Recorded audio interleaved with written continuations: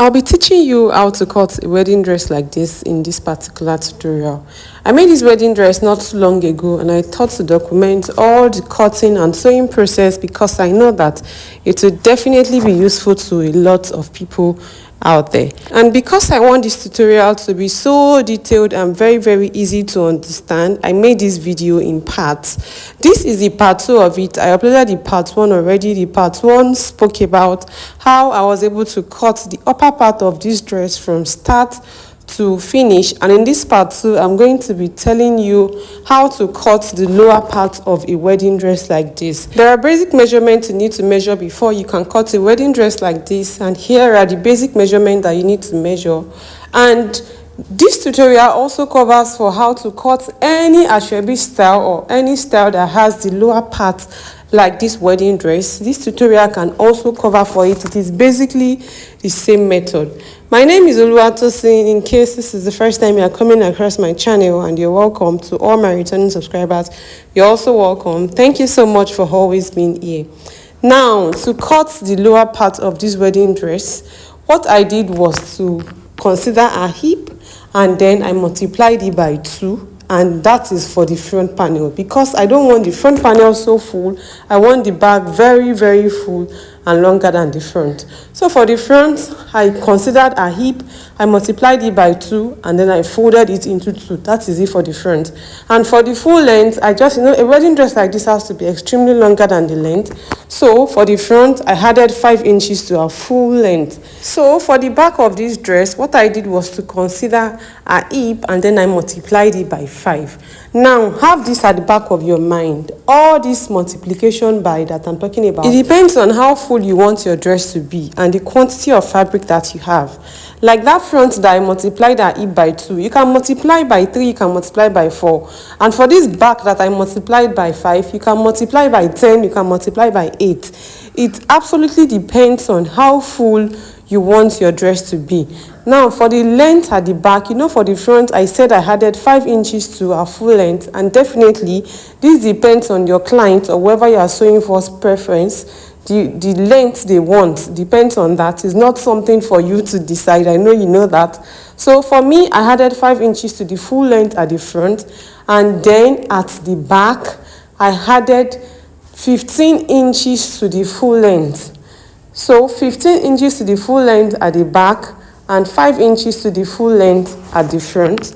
Then I folded the front into 2, I folded the back into 2, and that is what you are currently seeing on your screen. And remember that this is just the lower part of the dress, so you are going to be deducting the half length. Like in my case, the upper part of this dress has a basque length, like it has a basque waistline, so it's not just the half length. The upper part is extended towards the hip a bit, so you're going to be deducting whatever the half length is, or whatever length the upper part of your dress is from here, and that is what you'll be folding, and that is what you are currently seeing on your screen in my case. So what is next is to start transferring our body measurement into the fabric. So firstly, I cut out the excess from the length at the front, and then the back I used the whole length of the fabric. Coincidentally, it was the whole length of the fabric. Don't forget that you have to deduct the upper part from the length. So I divided our waist by 4, I added 1.5 inch.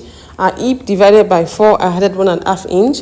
Then I figured out our new length. For our new length, I used 17 from the waistline, and on that 17, I deducted 6 inches from our hip, and then I divided what I had by 4. Our hip is 46, so I deducted 6 inches, 40, and I divided it by 4, and I marked that. I did not add any sewing allowance to that 40 because I want that place very tight.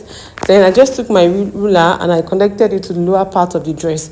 For the back, I used 1.5 inch for the zip allowance, and for the new length at the back, I used 16, not like when I used 17 for the side. So from the new length, I just marked it to the whole length of my fabric at the back, and then I used to dip allowance of 1.5 inch at the back, but on the new length I did not use 1.5 inch. I used just ½ inch so that place can be very slanted, and I proceeded to cutting this out. And you know that on the shaping side, the front and back have to be on the same length before you can shape.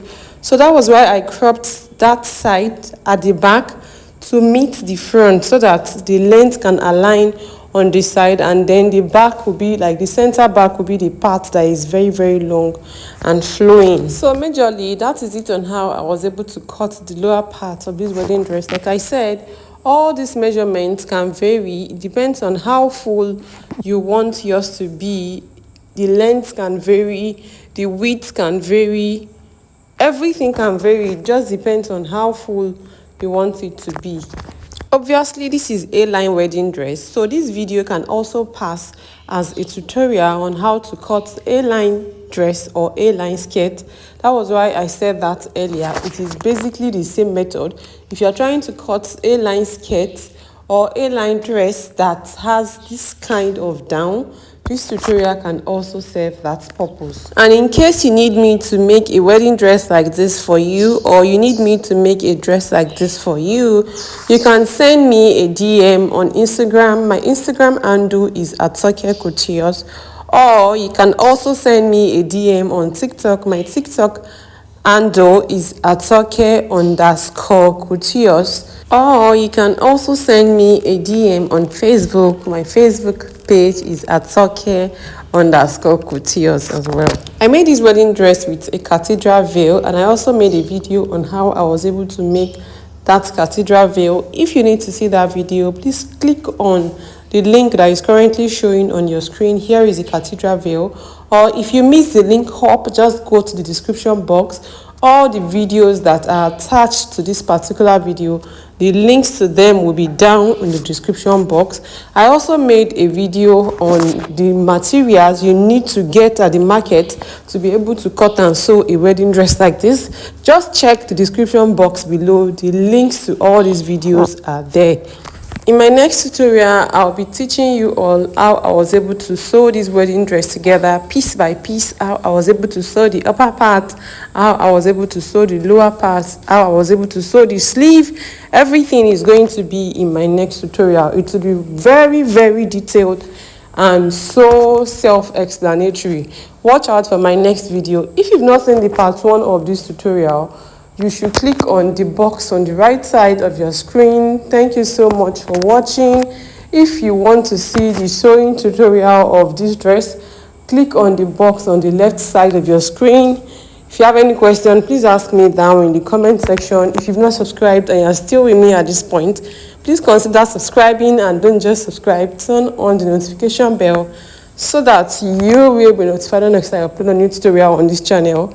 If you found this video helpful, do not forget to give it a thumbs up. As much as possible, please help me share my tutorial amongst your friends and loved ones. Thank you once again for watching, and I will see you in the next one.